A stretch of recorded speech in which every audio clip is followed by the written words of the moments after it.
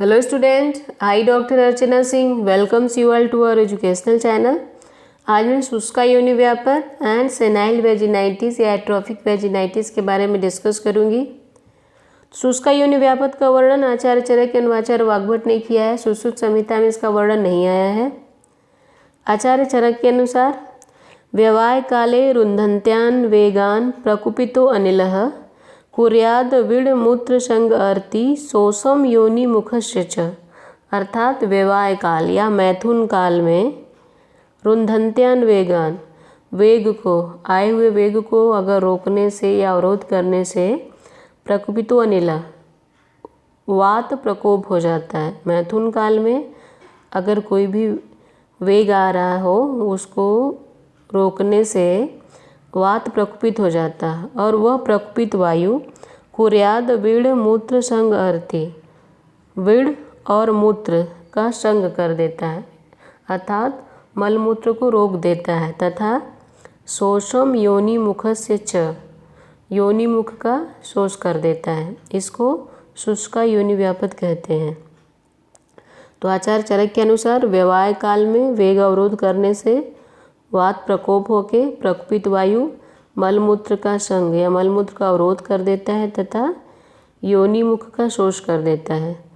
आचार्य वाग्भट के अनुसार अष्टांग संग्रह उत्तर तंत्र 38 ऋतु काल में, तो ऋतु काल को भी हम व्यवाय काल मान सकते हैं क्योंकि इन्होंने बताया वेग रोधात ऋतौ वायुर्दुष्टो विड़मूत्र संग्रहम, अर्थात कि ऋतु काल या व्यवाय काल में वेग का अवरोध करने से वायु दूषित हो जाती है और ये दूषित वायु या दुष्ट वायु मलमूत्र का अवरोध करती है, योनि शोष करती है तथा योनि में अत्यधिक वेदना होती है। ये इसमें आचार्य वाग्भट ने शुष्का योनि व्यापक का यह लक्षण बताया है। एंड आढ़मल के अनुसार टीकाकार आढ़मल ने सारंगधर संहिता पे इन्होंने टीका करते हुए बताया शुष्का नष्ट आर्तवा कि शुष्का योनि व्यापद में नष्ट आर्तवा कि आर्तव जो होते हैं नष्ट हो जाता है, ये लक्षण बताया है। तो यहाँ पे थोड़ा सा डिफ्रेंशिएट कर सकते हैं।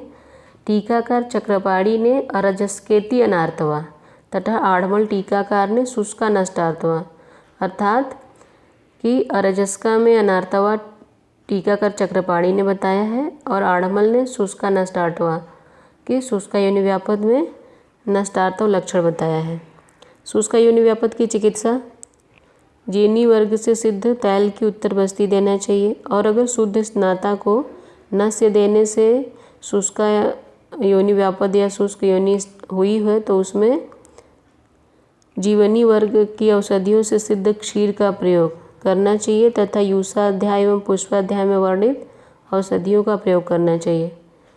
अंतर्मुखी योनि व्यापद में वर्णित जो भी चिकित्सा है वात सामक चिकित्सा या फिर कुछ ड्रग्स की उत्कारिका कल का उत्कारिका बना के योनि में धारण, ये सभी चिकित्सा शुष्का योनि व्यापद में हितकर है। अब शुष्का योनि व्यापद का कोरिलेशन हम कर सकते हैं सेनाइल वेजिनाइटिस या एट्रोफिक वेजिनाइटिस से। सेनाइल वेजिनाइटिस मतलब जो ओल्ड एज की वेजिनाइटिस, मेनोपॉज के बाद की जो वेजिनाइटिस होती है उसको सेनाइल वेजिनाइटिस कहते हैं। तो इसमें है ड्राइनेस इन द वेजाइना या orifice of vagina is the main feature and mainly ये ड्यू टू होता है एस्ट्रोजन डेफिशिएंसी की वजह से, क्योंकि जैसे पोस्ट मेनोपॉज में क्या होता है एस्ट्रोजन की डेफिशिएंसी हो जाती है, उसकी वजह से वेजाइना में ड्राइनेस आ जाती है। तो ये है कि अगर साइकोलॉजिकल अपसेट है, स्ट्रेस है, एक्सरसाइज है, वेग अवरोध एक्सेट्रा, इन सब की वजह से जो GnRH पल्स फ्रीक्वेंसी है वो डिक्रीज हो जाती है। इसकी वजह से एस्ट्रोजन लेवल कम हो जाता है, तो जिसकी वजह से ड्राइनेस वेजाइना में, पेन इन वेजाइना, एमिनोरिया, ये सभी लक्षण एंड डिस्पेरियूनिया, पेनफुल कोइटस, ये सभी लक्षण इसमें मिलते हैं। And effect on the autonomic system, जिसकी वजह से ये retention of urine and faeces, जो विड़ मूत्र संग मतलब मल मूत्र का संग, इसकी वजह से होता है। सेनाइल वेजिनाइटिस या एट्रोफिक वेजिनाइटिस क्यों हो जाता है? क्योंकि जो भी पोस्ट मेनोपॉजल वुमन में वेजिनाइटिस है उसको तो एट्रोफिक या सेनाइल, क्योंकि सेनाइल होता है एज रिलेटेड, जो ओल्ड एज में होता है, उसको बोलते हैं कि नॉर्मल कंडीशन में बिफोर मेनोपॉज एस्ट्रोजन का लेवल 5 to 300 पिकोग्राम पर ml होता है, और पोस्ट मेनोपॉज के बाद 10 to 20 मतलब 50 to 300 से 10 to 20 पिकोग्राम पर ml या इस लेवल पे एस्ट्रोजन डिक्रीज हो जाता है मेनोपॉज के बाद, जिसकी वजह से एस्ट्रोजन डिफिशियंसी होने की वजह से जो भी genital organ and other organs है उसमें एट्रोफी हो जाती है। तो इसमें चेंजेस मिलते हैं, genito urinary changes and urethral changes. तो जेनाइटो यूरिनरी चेंजेस में जेनाइटल ड्राइनेस हो जाती है, feature of atrophic vaginitis and endometritis, ये सारे सिम्टम्स मिलते हैं। एंड यूरेथ्रल चेंजेस में urinary urgency, dysuria, painful micturition, recurrent urinary infection, UTI बार बार होता है, एंड स्ट्रेस इनकॉन्टिनेंस, ये सभी फीचर्स मिलते हैं। And vagina becomes narrow due to the gradual loss of the elasticity, and vaginal epithelium become thin and vagina becomes dry, yoni source. The treatment है improvement of the general health, जो female है उसकी general health improvement के लिए treatment करना चाहिए, उसको ऐसा डाइट और ऐसे इन्वायरमेंट बताना चाहिए। एंड अगर इन्फेक्शन है तो उस इन्फेक्शन को ट्रीट करना चाहिए। हार्मोन रिप्लेसमेंट थेरेपी, हार्मोन्स देना चाहिए अगर वहाँ पे हार्मोन कॉन्ट्राइंडिकेटेड नहीं है तो।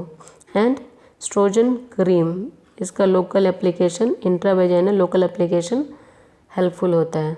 तो स्टूडेंट, इस तरह से यहाँ पे शुष्का यूनिव्यापन एंड एट्रोफिक या सेनाइल वेजिनाइटिस कंप्लीट होता है। अगर आपको कोई भी डाउट है तो आप कमेंट बॉक्स में कमेंट करिए, and please like, share and subscribe. Thank you.